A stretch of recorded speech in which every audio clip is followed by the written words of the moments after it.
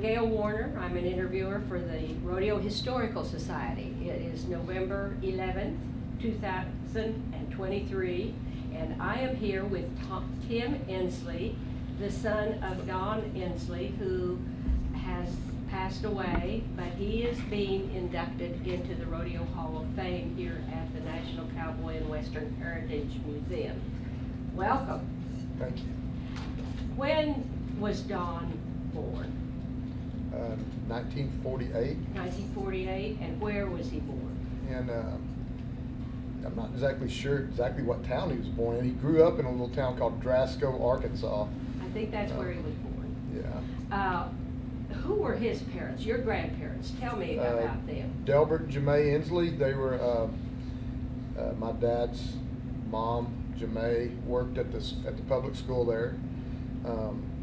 She worked in the kitchen. She worked as a custodian. It was a very small school, Concord, Arkansas. My dad's graduating class was 11. So it's, you know, it's kind of strange we're sitting here in Oklahoma City at the Hall of Fame. A kid from a town of 300 in Drasco, Arkansas, being inducted into the Cowboy Hall of Fame. Did he have brothers and sisters? Yeah, he has one brother. Older or younger? Younger. Okay. And I believe his dad wanted him to be a baseball player. Yeah. My granddad loved baseball. No one in my dad's family rodeoed, not one person. They didn't know anything about rodeo. They just, you know, they worked. My granddad was a mason, so like he bricked homes, and a lot of the homes in the resort areas around Arkansas, North Arkansas there, he did all the rock work. A lot of it by himself. He would go rock these homes by himself. Like it'd take him months and months to build. You know, the houses would be built, and he would just put the rock on them. But that's what he did. And your dad played, when he was 16, he was playing American Legion baseball. Yes, ma'am. Okay. How did he get involved in rodeo? Just watching those old movies, man. He was a old Western movie buff. He loved Roy Rogers and Tom Mix and the Cowboys. He used to have a horse. There's some pictures of him at the house. My dad used to always talk about old Buster. His granddad bought him a horse named Buster, and he said I think they gave like $7 for that horse. And the reason they got him was because all he would do is rear up, and so Dad loved that he could get on that horse and all he would do is rear up, and so that was what he liked about it. Was that horse you couldn't ride him anywhere because as soon as you get on his back he would just rear up, and my dad thought that was the coolest thing because that was like Tom Mix and Roy Rogers. Right. That's great. That's a wonderful story. I read somewhere where he was 15 when he started, but he started bull riding. Yes, ma'am. Okay. He didn't know anything about it, and he wanted to do it. He wanted to ride bulls, and so him and some of his buddies built this bucking barrel behind their house, and none of them wanted to ride bulls, but they thought it was fun to get on the bucking barrel. And you know, they took some old truck springs and hooked it to this barrel and tied it between the trees with a rope, and you know, before there were bucking machines, that's what they had, bucking barrels. And so he had figured that out, and he would get on that thing and just, you know, they'd just spend hours on that bucking barrel because they didn't have access, you know, to rodeo stock or anything to go get on. It was just trial and error, and so then he literally started just going to rodeos and entering, and just because in those days that's how you did it. No one had practice stock. You just learned School of Hard Knocks, and then my granddad said, well, if you're going to do this, then we're going to learn how to do it right. And so he found out that Jim Shoulders had a rodeo school in Oklahoma, so he put Dad in that rodeo school and sent Dad to Jim Shoulders school. Well, how did you? How did he do at the school? Yeah. I guess he did okay. It's kind of ironic that he went to that school at 15, and then at 18, it was Jim Shoulders' bull, Dr. Jekyll, that bucked my dad off in the short go of the National High School Finals for him to win the National High School Finals his senior year. So that's kind of, and also, ironically, turned out to be my dad's very best friend, Clem McSpadden. Clem McSpadden was announcing that high school finals rodeo, and my dad always blamed Clem for getting him bucked off because he said all he did was talk about how bad that bull was going to hook him when he got off. Oh, dear. Yeah, well, Clem knew all those Yes, things, he so did. yeah, that's what makes a good announcer. And years later, we were, my dad was announced rodeos for Jim and Sharon, and I can remember as a kid going to their house, and Jim had Dr. Jekyll mounted. His head's mounted, hanging there in the house. So when we walk in, that's the first thing my dad sees is Dr. Jekyll. Of all things. Yeah. Oh, dear. Now, when did your dad get married to Sharon? Your mom? Let's see, 66. So I was she- born in 67, so I think they, Okay, yeah, okay. 66. But your dad was reserve champ in his senior year in Yes. high school. And then they must have gotten married right after high school. Yes, ma'am. Yeah, my mom's family, my mom was actually competing at the Arkansas High School Finals Rodeos, kind of where they met. My mom, she was, she showed cutting horses, ran barrels, mostly cutting horses, and she was in the Queen's contest, but like her family were in the show horse kind of business. They trained and raised cutting horses, and that's where they met. And my granddad was a little disappointed that my mom was going to marry this wild bull rider that was pretty wild. Well, they only had 3 dates before they got married. Exactly right. That says a lot right Yeah, there. exactly. That Yeah. I think that's wonderful. They 3 weeks later they got married. They sure did. Yeah. Oh my gosh, that's wonderful. That is wonderful. And you were born the next year. Yep. And he was riding bulls then, Yes, ma'am. taking care of his family doing that. He was working. He had jobs. I mean, he worked for a couple different places in those periods. I know at one point he worked for a company called Muswick. I remember when I was a little kid, and he was still riding bulls. And Muswick was they owned all the cigarette machines. Where used to cigarette machines, you pull the thing and the cigarettes would come out. You could just buy them at the put the money in like a whatever you call it.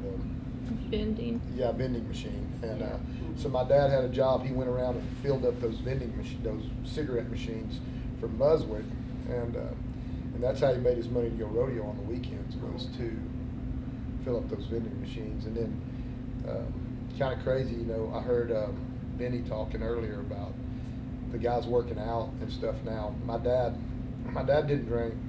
He smoked, which everybody I think in that era smoked, wasn't considered, something. It was fashionable. Yeah, it was fashionable then. Yeah. But I can remember when I was a kid, my dad had a rope, big rope, tied in a tree behind the house, and he would go out there every day, and he would climb that rope with just his hands, all the way to the top, and then climb it all the way back down to the bottom. And I remember him doing that over and over and over again. So, and that was,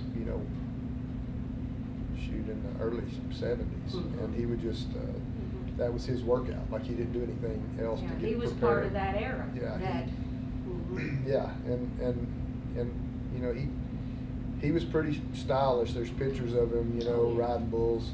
He was chest stuck out, toes turned out, looking straight down your chest, kind of. He always admired Larry Mahan and people like that. That's who he tried to emulate, when he was riding bulls. He wanted to have that same look. He felt like if he looked that way, he was going to ride that way. And then he wanted to be a disc jockey. Yes, ma'am. So, okay, What's that? I heard you tell about that this morning. Yes, ma'am. And tell me a little bit more about that. You said you moved around a lot. Was that for his jobs? That was for his job. I mean, a lot of people don't realize, especially back in those days in the 70s, like the disc jockeys, all this stuff is digitized now, so the music's just played however it's programmed. But in those days, they played the records. I remember my dad having boxes of records, and that's where he carried that box of records with him everywhere, and that's the records he picked from what he What was kind of play. music? Oh, mostly country. A little bit of. I remember one time he was in. So I don't know if you remember the TV show WKRP in Cincinnati. So in Columbus, Georgia, Dad was hired to be the morning drive time guy, which is pretty prestigious. And Columbus was a big town at the time, still is. There was actually WKRP in Cincinnati was a real thing. So like it wasn't a real station, but those people really existed. So they really created this wild genre of music, rock music in Cincinnati. Well, those same people were hired to come to Columbus, Georgia, and create that same atmosphere there. So on one side of the radio station was country. The other side of the radio station was the WKRP guys. And our dad would take me up there. He would have to go cut commercials. So like if someone bought a commercial spot, Dad would do his normal morning thing, and he would go back up there at night, and he would sit in the studio and do the voiceover for these, commercial spots. And while he was doing that, I would go in the rock and roll side, and I would sit in there with those guys that were doing it, and Dad would be over there cutting those spots, and I would be in the other side with these guys that, That's what you preferred then, or were you just curious? I was curious. It was what are these guys doing? They're sitting in here in the dark with black lights and playing rock and roll, and there's smoke everywhere. And it was like, what is going on in here? I'm like 8 years old roaming around. Well, it's a learning tool. Yes, ma'am. Yeah, you were learning. But he did that for several years. We moved around. He actually won a couple of awards for small market morning show of the year in a couple different genres. And he really liked it, but being a cowboy is what he always wanted to be, and he enjoyed that part, the disc jockey part. But some part of him always wanted to be back in rodeo and always wanted to be back in the Western industry. But he had to get out of it during that time because he was moving and everything. Okay, so when did he decide he wanted to announce rodeos? Sometime in the early 70s. I'm not sure exactly when. I know we came back to Arkansas, and he was working for a radio station in Russellville, Arkansas. I can remember that. And he approached Delton Emerson, was the president of I think the Arkansas High School Rodeo Association, and he told Delton he wanted to start announcing rodeos, and he'd kind of started back riding bulls a little bit too, not much, just here and there, and he approached Delton, and Delton hired him to announce the very first rodeo he announced, and it was a high school rodeo for the Arkansas High School Rodeo Association, and so that would have been in the early 70s, because we've still got pictures of him riding bulls in '76. He actually had his pro card announced in '76, and he still rode. Okay, when did he get his pro card?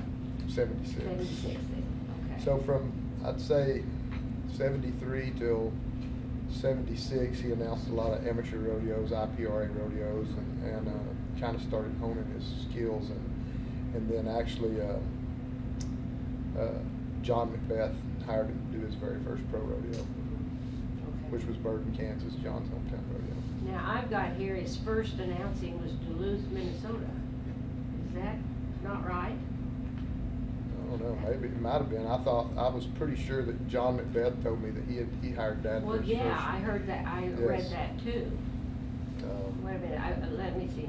WJJD in Chicago called him and offered him a job of a lifetime. I remember that. I remember him getting offered a really big job as a DJ. But he didn't take it. He didn't take it. No, it would have been. I can remember that as a kid. I was pretty young, but I do remember Dad telling me that he had to make a choice at that point. And he went to.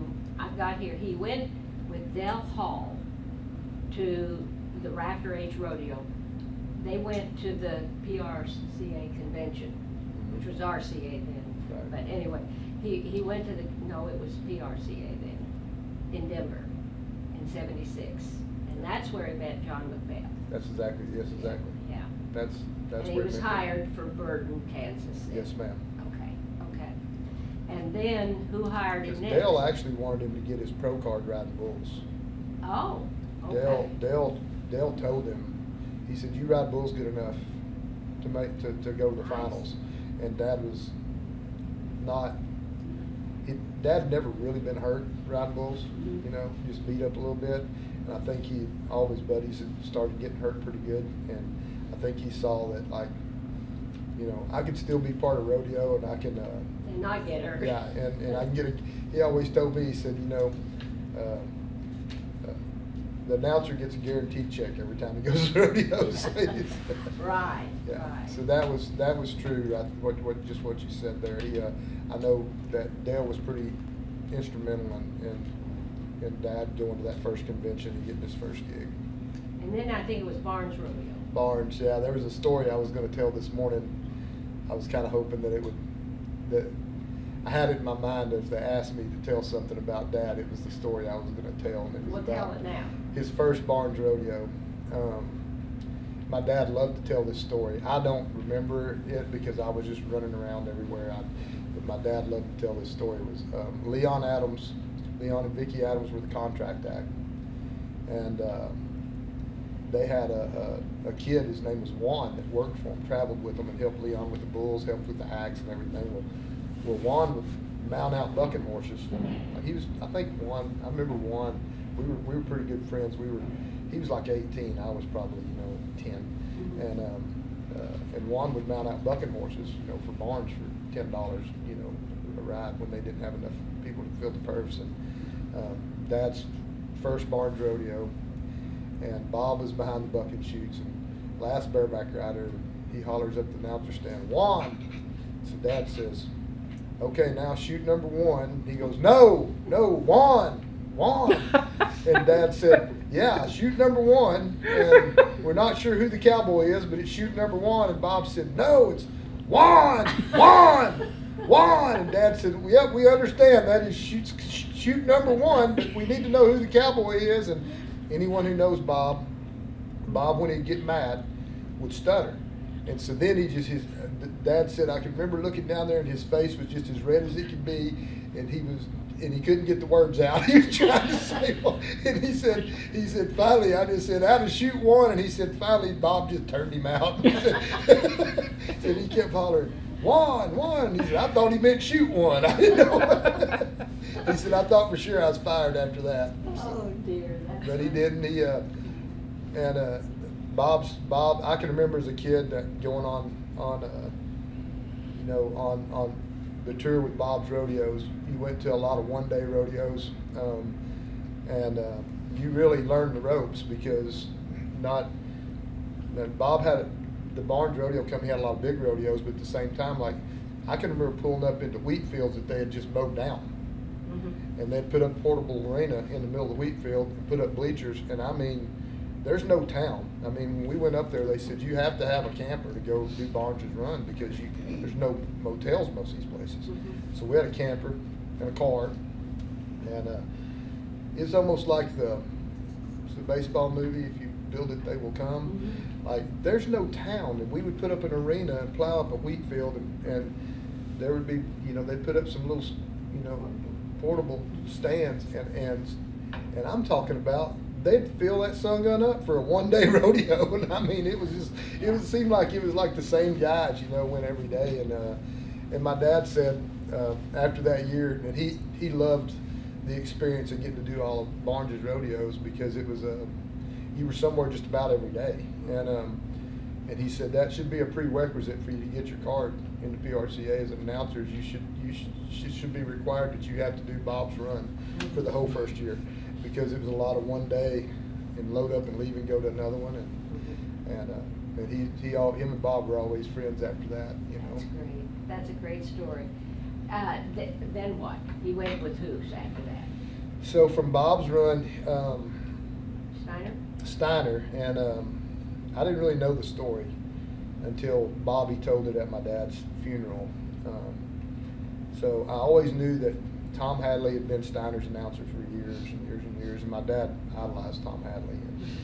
And Tom had met my dad and heard him somewhere, and Tom was ready to retire. He was ready to just, he wanted to pick and choose the few rodeos he wanted to do, and then he didn't want to have to do the rest. And so he had told Tommy about my dad, and so Bobby tells the story that Tommy comes in, and Bobby's dad, Tommy Steiner, comes in and says, "I found our announcer." And Bobby's thinking it's going to be somebody, you know, that's already got a name, because at the time they were pretty much, you know, the biggest rodeo company. They had more rodeos than anybody, and he just was assuming it was going to be somebody they already knew that had a name. And Tommy said, "No, it's this guy Don Endsley." And Bobby said, I looked at my dad and said, "We can hire anybody. Why are we hiring this person no one knows who they are?" And Tommy said, "Well, you know, I went and listened to him.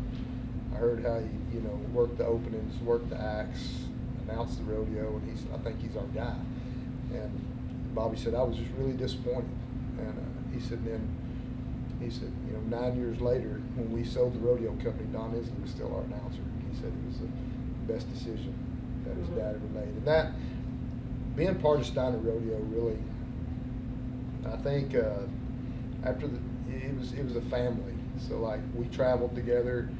You know, it was, they just kept the same crew together for all those years. You had Leon Coffey and Mike Moore and J.G. Crouch, and the pickup men were always the same. You know, there was never a lot of interchanging. It was the same core group of people, and we hung out together. We ate together. We went to the, you know, I remember going to the water slides and stuff. All of us were all together all the time, every week, all the time. And it was like a big family atmosphere. My dad loved it. Loved that part of it. Yeah.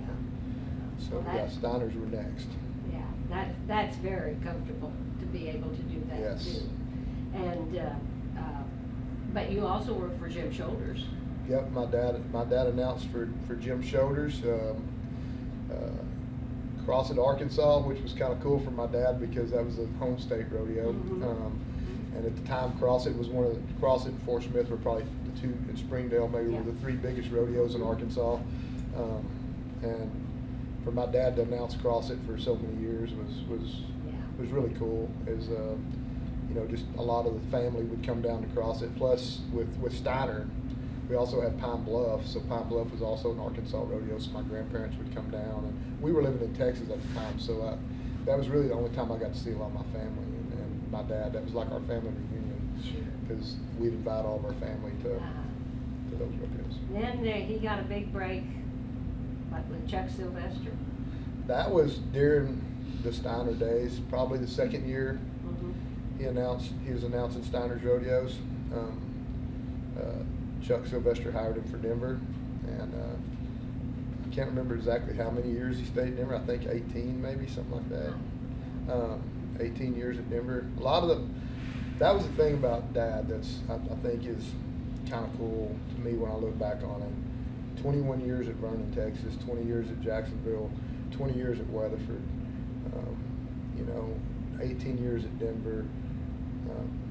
Most of the rodeos that he announced, even after, you know, even some of the Steiner rodeos after, you know, the Steiner sold the rodeo company, my dad was still there announcing those rodeos for the committee. And a lot of those rodeos he stayed at for, you know, 20 years. And that's pretty cool. And Pretty complimentary. Yes, really. ma'am. Yes, ma'am. Really, yeah. When did he announce the NFR? 1984, the last year it was at Oklahoma City. Okay. And at the time there were rumors, you know, there had been rumors for a couple of years that the finals was going to move. And then 84, it seemed like everything was worked out and the finals wasn't going to move, so everybody was, you know, it was Oklahoma City. And so when they, funny story is, Dad was actually you may or may not want to put this in there, Dad was actually chosen to announce the NFR before that. But it was all, because then the contestants voted. It was a contestant vote. They sent out a ballot. Contestants voted on, you know, the stock, the bullfighters, pickup men, the announcers, everything. At that time, if you were an announcer, if you announced it this year, you couldn't announce it consecutive years. It had to go to somebody else. So the ballot went out, and on the ballot, it was Leon Coffey, Mike Moore, and J.G. Crouch, my dad. It was an entire Steiner rodeo for the NFR. And so the board was like, we can't, plus Steiner's provided the flag horses. Okay. and Yeah. Mildred Ferris carried the American flag, and they were like, the NFR is just going to be a Steiner Rodeo this year. We can't do this. And so the board went through and said, we can't do this year. Yeah. So they didn't, and so Dad ended up announcing it the year after Steiner actually sold out. So that was the next time he was voted in was that year. So. Yeah. Did he announce it just one time? Just one time. Okay, and then it went to Vegas? Went to Vegas. Yeah, okay. What about his connection with Clem? Oh, man.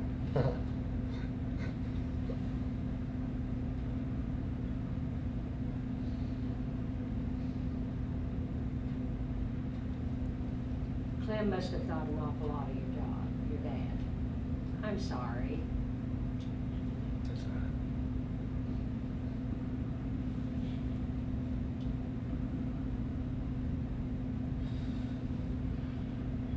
You said that, I just got a picture. My dad and Clem at Dodge announcing it together. They did? Where? Dodge City. Dodge City, okay. Um, I'll bet that was fun for your dad. Yeah, it was. There's a picture at my house of my dad and Clem standing beside a limo Uh-huh, that drove them back and forth to the rodeo every night. uh-huh, yeah. Yeah, Yeah, so Clem and my dad were tight, and they were cut from kind of that old school, you know, they still wore sports coats. My dad was always he felt like the announcer was the guy that ran the show, and he didn't need to look like everybody else. He needed to look like a producer. So, you know, my dad was, and Clem was the same way, sports coat, tie, you know, they looked different than everybody else. So that my dad emulated Clem in a lot of ways. Well, that's what I grew up with, Cy Talon and people like that, and they were images.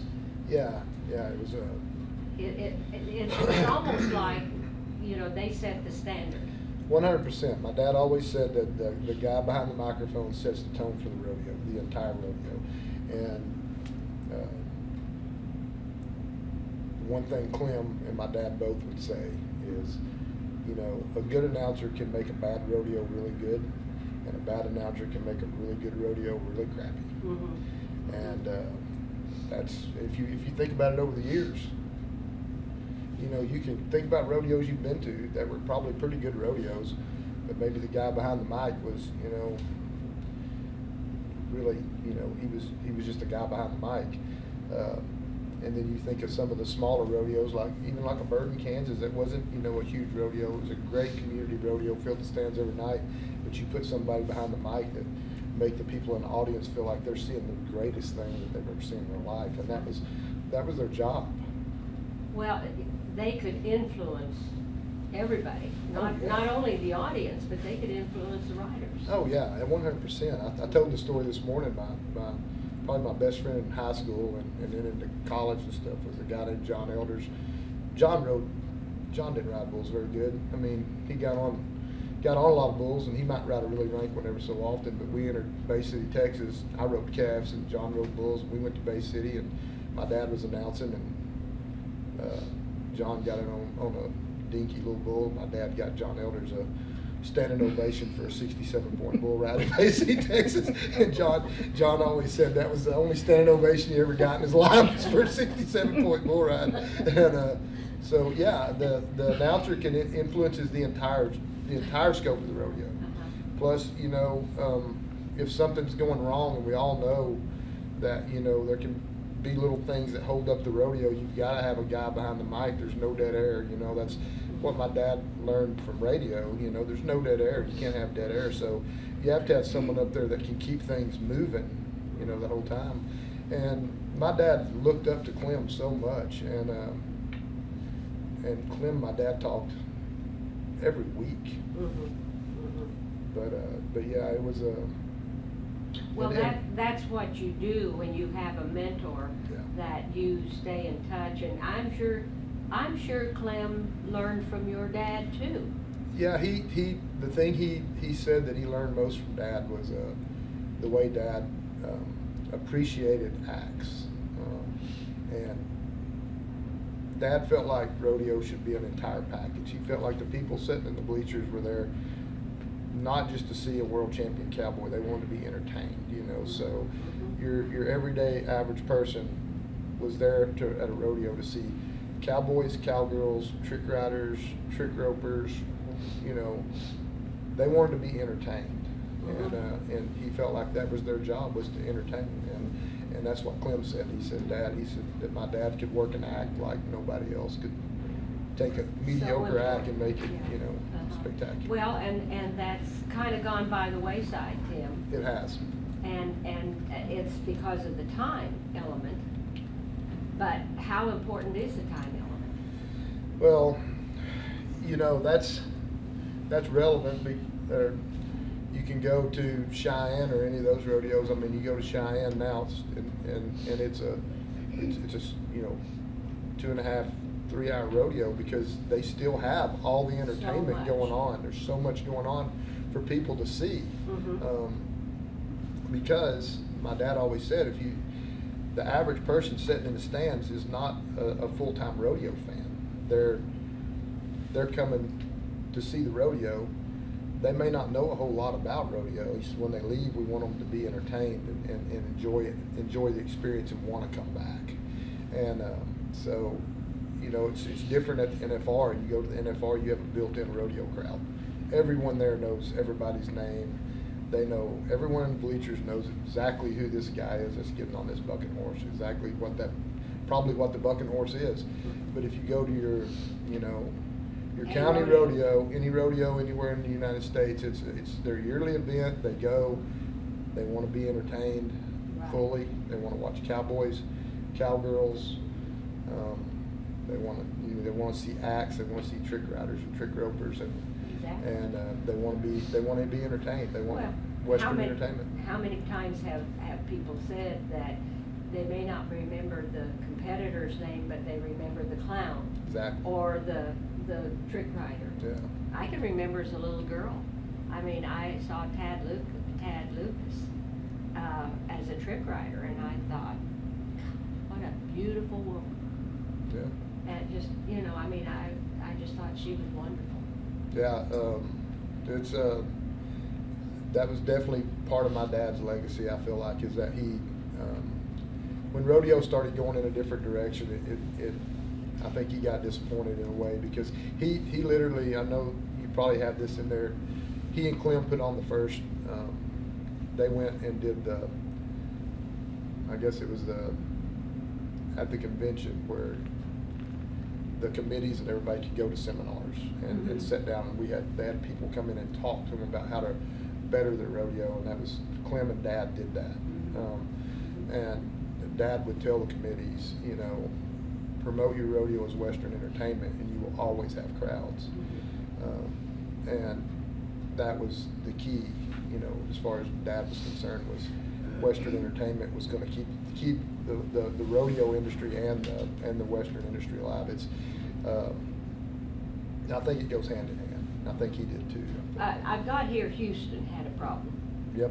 Tell me about that. Houston had built a big multi-million-dollar cattle arena, and it was right beside the Astrodome, and they'd sold all this vendor space in it, and I think they were charging like $2,000 or $2,500 for these vendor spots, but no one wanted to come in there to see a cow show, you know, so no one was coming into these vendor spots. So after like 4 years, they were,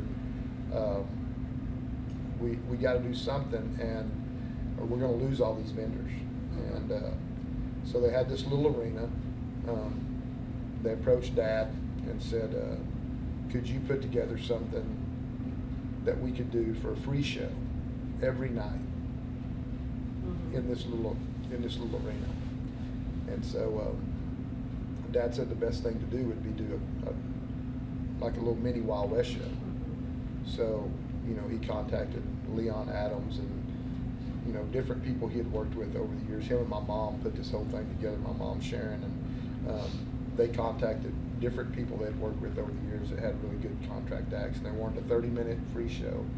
So he put together like 5 or 6 acts. He wrote a script for it, and he announced it, and they created this free show in that building. And after the second night, it was cram packed, standing room only. You couldn't even get another person in there. So they did that for about, I think, 10 years maybe at Houston, and they eventually had to move it over to the horse arena because it got so big, so many people. They eventually moved it to another arena. Of course, the people that were performing did get paid. Oh yeah, absolutely. Yeah. It was a free show for the audience. It was a free show Yeah. for the audience, Mhm. just because they were trying to draw people into that venue, because there was, basically you could walk through there and see cattle show, and it's pretty long, and so people would just walk through, but they wouldn't, stop and go to the vendors or anything. Sure. So Houston wanted to do that, and they called my dad, and actually, Clem's the one that recommended him for that. They said you need to call Don Endsley and say.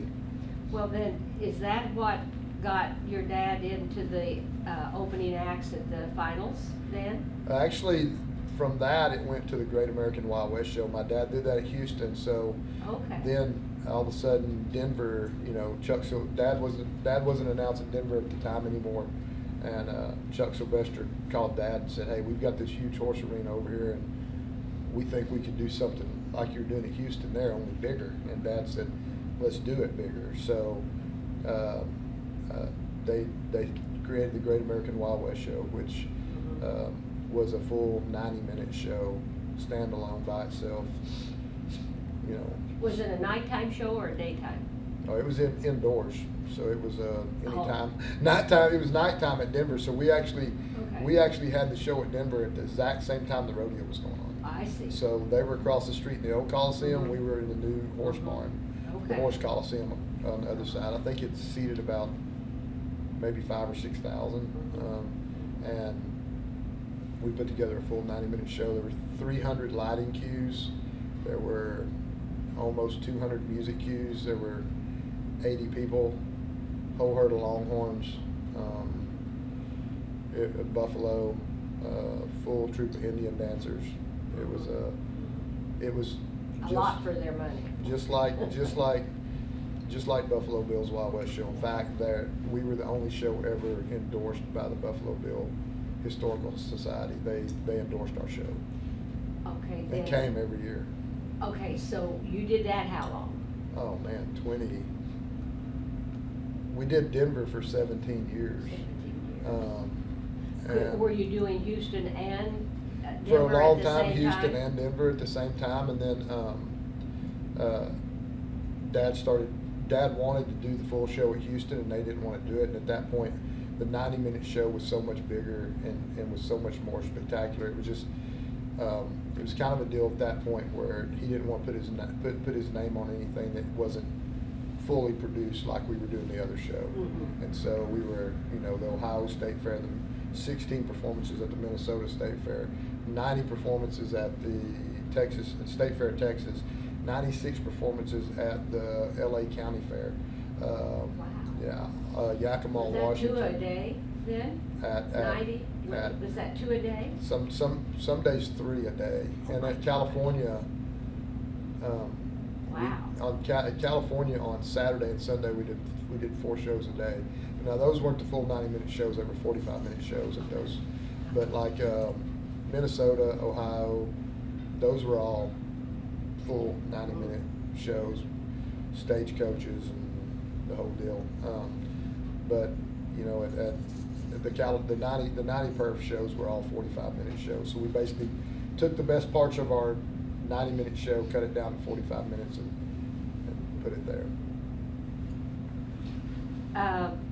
Becky Porter had this to say about your dad. Don Endsley was not a rodeo announcer. He was the master of ceremony. He could paint a picture, tell a story, or excite a crowd with just the even timbre of his voice. He didn't need to shout or play loud music to excite the crowd. Don was a true professional, always prepared and impeccably dressed for each event. Yeah. That's wonderful. Yeah. It's funny. Becky said that. that pretty much describes my dad exactly. And 2 years ago, I was in the Orleans Hotel at Las Vegas, and I was sitting there waiting on some food. It was after the rodeo. I'd ordered some food to go in the room, and Bob Tallman came over and sat down by me, and I bobbed my whole life. And he started talking about my dad. And one of the things he said, you know, he said the man was, he said, everybody envied your dad's voice, and he said they all envied the way he carried himself. He said because he could walk into any room and he looked like he was the most important guy there, but he didn't act that way. He said you would almost, you know, you would notice him and think, Endsley looks like the most important guy in here, but like he never carried himself that way. And Bob told me, he said of all the guys in the world, he said, I always wished I had your dad's voice. Oh, what a compliment. Because, you know, his position in rodeo is so strong. For him to say that is wonderful, wonderful. What does this mean to the family? Oh, man, especially to my mom. My mom, Sharon. It's for my dad to be remembered this way. And I've told everybody this, that my dad would be so proud, but he'd never say it. He was one of those guys that he didn't talk about what he did. He just did it, and that was his gig, and he did what he enjoyed. And my mom was the one that always bragged on my dad, and especially for me, just growing up in it, and my dad bringing me here as a kid, and I remember he said this might be a little, you know,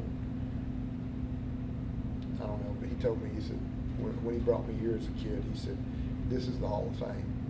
This is where the Cowboys go. Right here. And I thought, and he never mentioned another Hall of Fame. This was the Hall of Fame. Did you have brothers or sisters? No. You're an only child. Yeah. Are you still putting on the? No, well, we put on. Dad had booked the LA County Fair again before he passed away. The year. And when did he pass away? He passed away in January of 19. So he had booked the LA County Fair. Actually, it was the last year they had a horse event in the LA County Fair. They banned everything the next year, tore out all the arenas, tore everything down. It wasn't because of us, obviously. It was just new commissioner came in. They wanted, and they banned the PBR and everything in LA, you know, that year. So he booked the show in there, and then he passed away. And my mom was debating on whether or not we were still going to do it, because we'd never done a show without my dad. There'd never been a Wild West show without my dad. Now, Clem had came and announced some with him, because he would hire Clem to come announce a Wild West show with him just because he wanted to announce a Wild West show with Clem, not because he had to have anybody there to help him. It was fun for him. It was fun for him. I mean, he invited different people to come be a part of it because he was so proud of it. He wanted them to be a part of it and be proud of it with him. And so we did the LA County Fair. Now, what year in was 20. this? And, 2020. 2020, okay. And that was 90 performances. Mom and I went and put it on. It's the first time anyone other than my dad had announced it. And there was a guy that had just kind of idolized my dad. That was he had worked for Ringling Brothers as a ring announcer, you know, as doing acts in however they do it. Anyway, so we hired him. He came out. He announced it for us, and then we did Jackson, Mississippi last year. We did I think 13 performances in Jackson last year. And Wayne Wise, who's been a family friend since I was a teenager. Wayne used to hang around the rodeos, Steiner Rodeos and all. And he rode bulls then, so we were friends as a kid. And he started announcing rodeos after that. And Wayne had always, I think Wayne announced at Denver one year. Wayne came and announced at Denver with Dad one time at the Wild West show. But since then, yeah, it's just it's pretty hard for my mom to put it all together by herself. She still can, and she still wants to, and I think there'll probably be another one. You know, Somebody will. I think my mom will probably put another one together at some point and say, this is what we're going to do. But my dad was so passionate about the Wild West show and about keeping it alive and keeping the Western heritage alive, not just the rodeo heritage, but the Western heritage. He wanted people to be able to see that what he grew up with, you know, the Roy Rogers, Tom Mix, the story of the Chisholm Trail, the Indian dancers, the buffalo, the longhorns, the trick riders. I mean, most of our shows we had, I can remember having 8 trick riders in our show. 8 trick riders, plus 2 Roman riders, plus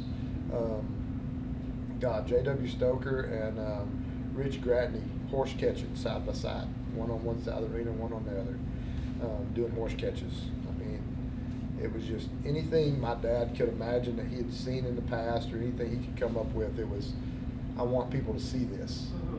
And Well, the fact that you and your mother have continued this is a great tribute to your dad. It Yes, really ma'am. is. So you lost your dad in 20. yes, 19. In 19. Yes, ma'am. Okay. In 19. Yeah, and he had the show booked in L.A. for 20. So. Oh, I see. Yeah, so Yeah. it was 19. Yeah, it was 19. Yeah, that's right. He passed away in 19, and we went and did the show in 19 because Okay, January we did the show in September.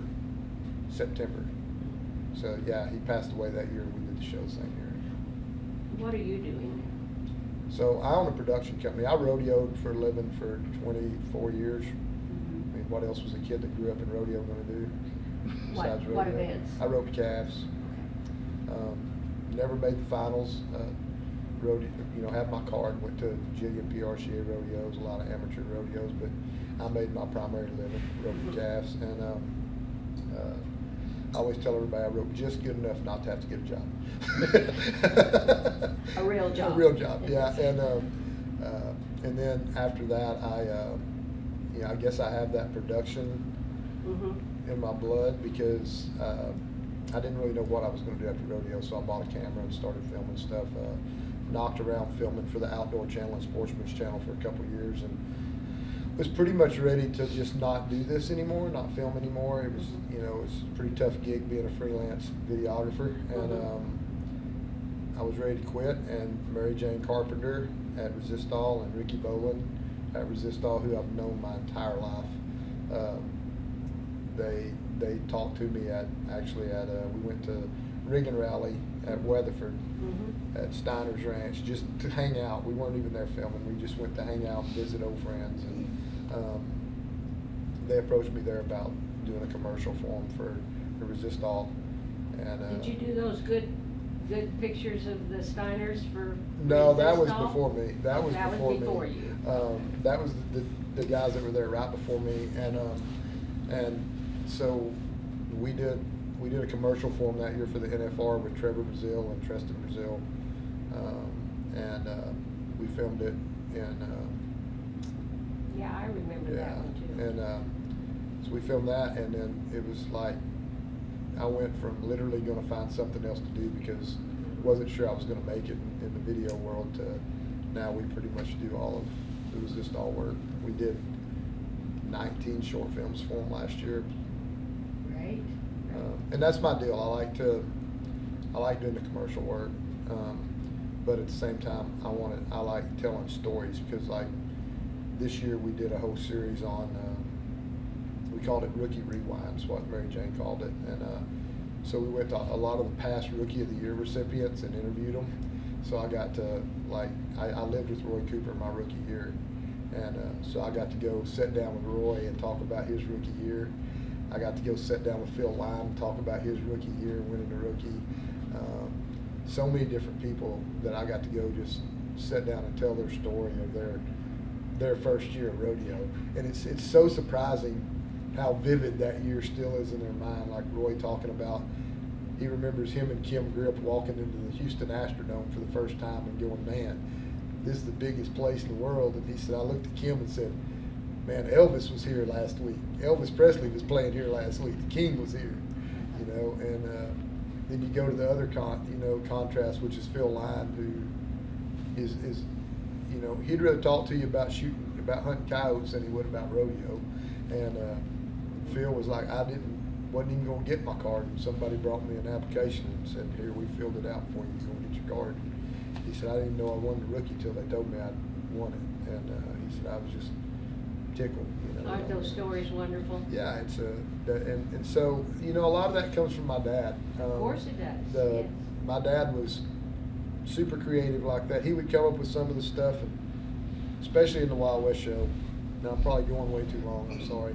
But in the Wild West show, he'd go, I want that horse, because all our stuff was in the dark and spotlights, everything. So it was like, there were no full lights on. It was all dark spotlights. My dad wanted everything to be a spectacular show. He'd be like, that horse needs to stop here, right here at this exact moment, and do this. And I'm like, Dad, it's a horse. You know what I mean? Like, we can do the best we can to make sure that horse is there at that exact moment, but you know, it's a horse. You know, and he was. So he was a director in addition to 100. an announcer. Well, he wrote the entire Wild West show. He wrote every script. He wrote everything. When you came to the Wild West show, you would see people, you know, like Max Reynolds worked in our show he's worked every show we've ever had. And Max, you know, was roaming around and trick roping and whip cracking and all that stuff. Well, Dad, you know, took what he had in his act and formed it into something that worked for the Wild West show. So now Max is no longer coming in as Max Reynolds in his normal outfit. We had these Buffalo Bill costumes made. So Max comes in his white coat, you know, with the goatee and the long hair, and he's standing up on two white horses as Buffalo Bill with the tall boots, and he comes in and it's Buffalo Bill, you know, roaming riding. And that was, you know, Dad just had this creative vision of what he wanted, and he was a super perfectionist over it. People that worked in our show can tell you, you know, yeah, there were smash chewings went on during rehearsals. We'd have 5-6 hour rehearsals, you know, the night before, and it was, you got a rehearsal at every show. Like we didn't go, if we'd just done, you know, 80 performances last month, and we went somewhere the next week, the night before we had rehearsal. And it was mostly, he'd always tell them, this is mostly not for you, it's for, we have different lighting people at every place we go. We have different, you know, arena conditions. We want to make sure that we know where everything's going to be when. And so I think that's where my, whatever little bit of creativity I have in my production company, and even my partner, he gets irritated at me sometimes while we're editing, because I'm like, no, that's gotta go there, you know. And I feel sometimes that's some of that stuff from my dad coming out. It's like, I have this vision, I'm sorry you can't see it, but I'm trying to explain it to you the best I can. And Tim, you've done a wonderful job of explaining your dad to us. I appreciate that so much. This is very important to the Rodeo Historical Society, because not everybody has been in the type of person like your dad was. Thank you so much for spending this time with us. You all have a wonderful time tonight. One thing about the openings you asked me, and I didn't get back to it. Yes. I will tell you a funny story. Since Benny was sitting here, I wanted to say it while he was sitting here, but he didn't. We did the openings at the NFR in 2000. They hired us to do the openings, and Demetra Rising Hoover is one of the people that worked on our show forever and ever and ever. She had a Liberty horse. Well, literally, we had to run 7 acts through in 4 minutes for the opening. You had 4 minutes to run 7 acts. So we, you know, you're just trying to get everybody in and out as fast as you can. So one of the deals is Demetra, she had this, we called it Little White Dove. She had this Indian, you know, outfit on, little skirt, that was her deal, and headdress, and she had this paint horse. It was a Liberty horse named Sundance, And all she had to do was go in, right in the gate, spotlight hits her, she rears the horse, he rears it, because he would rear so high, just hit his feet together as high as he could go. And I told her, when she goes to the gate, I said, listen, when he comes down, don't have him on a loose line, because Sean's going to be coming in Roman riding right past you. Like, you're going to start out, he's already going to be started in. And I said, if he spooks Sundance, he's going to run over you. So, sure enough, this is first perf. He rears, she sells it, she turns to run out, Sean comes in, horse runs over her. Right before she gets out the gate, knocks her down. She's on her hands and knees, skirt up over her butt, the spotlight's still on her around the gate. Oh, no. And I thought Benny Butler was going to lay down in the alley. He thought that was the funniest thing ever. Oh, he said, Endsley, what happened to your Indian? Oh, dear. Yeah, one other little thing about that was my dad and mom had always been in total control of the show. Mandy and I we were the production manager, ran the whole thing. When we got to Vegas, they could control everything during the rehearsals. When it came time to do the openings, only 2 people could be in the back running the openings. And since she and I were the production managers, it was us. And so I'll never forget, my mom never will admit it, but they walked up that alley and they turned around and looked back at us as that gate was closing, and they had no control over what was going to happen at that point. And I knew, I remember looking at my dad going, Generation to generation. yeah, but he knew we had it. He knew we had it under control, and you know, he had faith in us. He used to not think, well, he always wondered what went on in the back.